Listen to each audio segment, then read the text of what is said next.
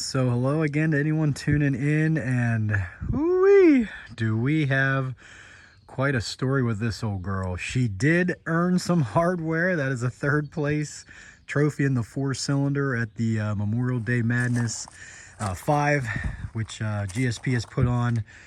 Great looking trophies. Got a vest paint as well, our kind of Memorial Day theme. Again, it's a week before Memorial Day weekend. They have this Memorial Day Mayhem. We've run it, I think this is the 4th year we've run it. But this car, a little bit of a bad deal right off the start, and I had a right front tie rod break, and my axle just took a big time shot. I see it when I get to the other side. So the tie rod on the right side broke, the strut bent in half, but it did not break, and she just kept fighting the whole derby. I, in essence, had one wheel, the left wheel, that was turning. It wasn't turning the best. It actually had, probably a couple minutes in, had its tie rod bent. And you can see, as we mentioned, she was soft, and over here, whew, she took some licks. 4-cylinder.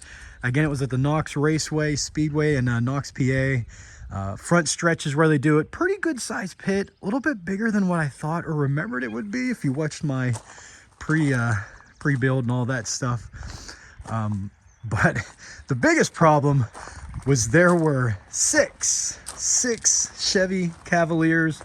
And if you know, you know, the Cavalier with that Ecotech, and especially when the guys weld the bumpers, the stock bumpers that are legal in the stock class up front, they just rail you. And whenever as you can see, this wheel took a shot from a guy I didn't think was going to hit me, especially when he said, hey, don't get into me and I won't get into you. So whenever I was trying to go in a little bit of a run, didn't even think to concern myself with him, and he just railed me, and it broke the tie rod. You can see right there, it is broke, and the strut, if you can see, is bent in half. But again, said it with this car, if you watched any of my earlier footage, the front wheels are clean, just solid. And even though it's a 2001, again, Nissan Sentra, she just took shots. The back was soft, and yeah, I would say she folded up pretty intensely toward the end. Shout out to Levi Schaefer, if he ever watches these videos, him or his brother. He had another just tough car. They built him well,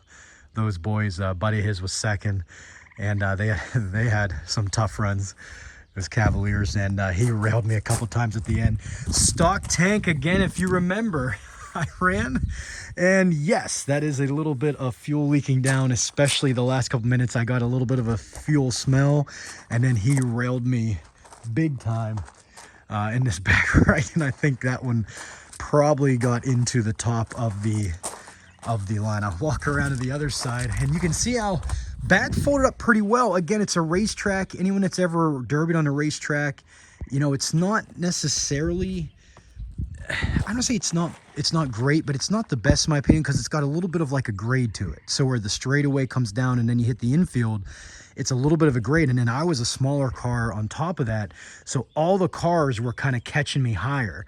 So whenever I mean, a couple minutes in, had the back end up, and I'm struggling to just move, let alone turn, and my back end was up in the air. I couldn't really see anything. One time I hit a car that was out because I thought he was still in. I couldn't see. I didn't hit him hard, so it wasn't like a big deal. But pretty much 2 minutes in, I thought the right strut was broken. It was about to come off. It kept holding on, and I kind of was just in survival mode. I was like, hey, let's just keep trying to make contact. I got railed against the big blocks that made kind of the derby pit.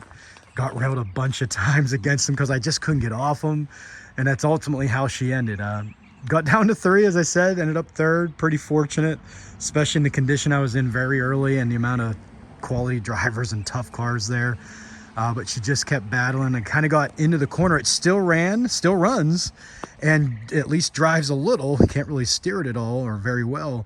But I got slammed, as I mentioned, Levi in that back right, and I was in the corner, and I could only steer a certain way, so I couldn't get out of the corner before I timed out. So I was still moving, but I was dead in the water. But take a look under the hood and look at the carnage there. So under the hood, and you'll see I no longer have a bumper. I'm not sure exactly when that happened, but it was kind of a rigged system up here. Again, he'd hit deer and things like that with it. The guy bought off of in Ohio, and it just kind of ripped out of the back of the bumper. I believe I did find my bumper. It's in the car, and it's still solid. It was indeed pretty solid, again, for a stock bumper, these older cars. But you can see how the last couple minutes got pressed a couple times in the front to where it was kind of leaking. I could smell it, and then it kind of popped. And you can see here where it broke, probably some other places too. But again, you can see the spray foam, and that mount was broke. So I spray foamed it, and it kept it together the whole time until it got pressed back. Again, the converter coming out of there, the intake and everything kind of stopped it. So as I said, you know, if you're not going to run the header up out, I mean, I always cut the muffler under the motor out the back. And then, you know, if it has a converter, take it off after, but kind of stopped it. And you're kind of pressing. I don't think it's great to be pressing against your motor, but that worked, you know, well enough. Again, spray foam around the fuse box. I absolutely think it's a must. You can see, again, if you watch the footage, I just took 3 or 4 shots the first 5 minutes, especially after the first one where I couldn't steer. Over here, again, spray foam, and it's kind of hard to see, but again, I just think it's a good idea. I can get it to focus. Spray foam up if you're going to run stock wiring up in the fenders. You know, it's not a guarantee, but it just kind of helps protect a little bit. There we go, get to focus. You know, just as you're taking shots. And again, didn't move. Everything's where it should be. So worked as well as it could have. Motor still, again, works, runs. Not an issue there. But whenever your wheels are bent every way but straight and you can't steer, makes it kind of difficult to maneuver. And just to show inside real quick, couple things here. All right, so just to show, I had to move a couple things. Again, the bar held, and absolutely, I think anymore just a necessity and pretty simple, especially when you got that just kind of square tubing. I got a decent amount of it. You can see how it got slammed in and then kind of stopped kind of at the door junction there, in the middle of the doors. But held together well, especially taking big shots. And again, the seat belts, I'll walk around one more time, but again, I'm telling you, seat belts and duct tape works as well, if not better, 9 wire, excuse me, in my opinion. But I wanted to show the battery. This was making me a little nervous too. Not only was I getting a smell, but I was pinned left side against the boulders, and I was just taking extra shots, and I already took shots. And again, you can see how the battery box was pressed into. I had my wires. I said, you know, I want to make sure I have the wires on top of the battery box, and I zip time so they're secure, so that if I did get slammed that far, it didn't pinch the wire between the door and the battery box. And I'm glad I did that, because I might have lost a battery line there, or had something else worse go on. But I held together. Again, a bumpy ride. Took some good shots. And again, whenever you're taking wheel shots, let go of the wheel. Try to keep it straight if you can.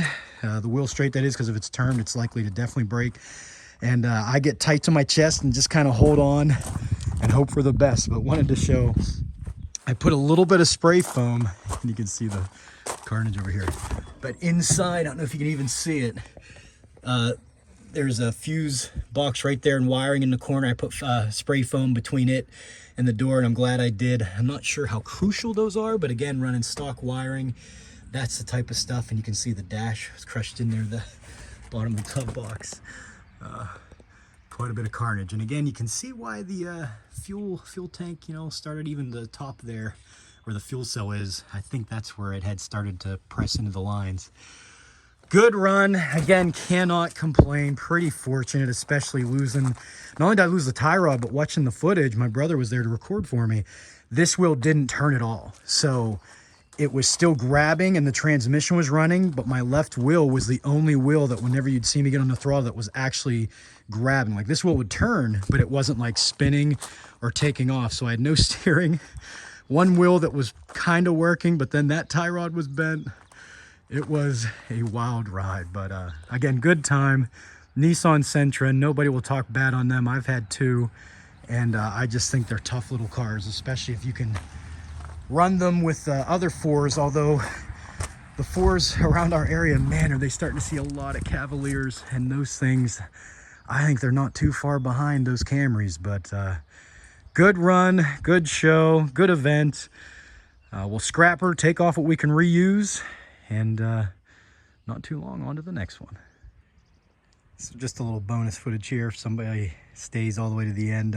Something I wanted to show. One, again, those tires, run them again hard. These, I had 46 in the front pressure, and again, you can see many times I got hit and just bent it a little bit, but those tires held on.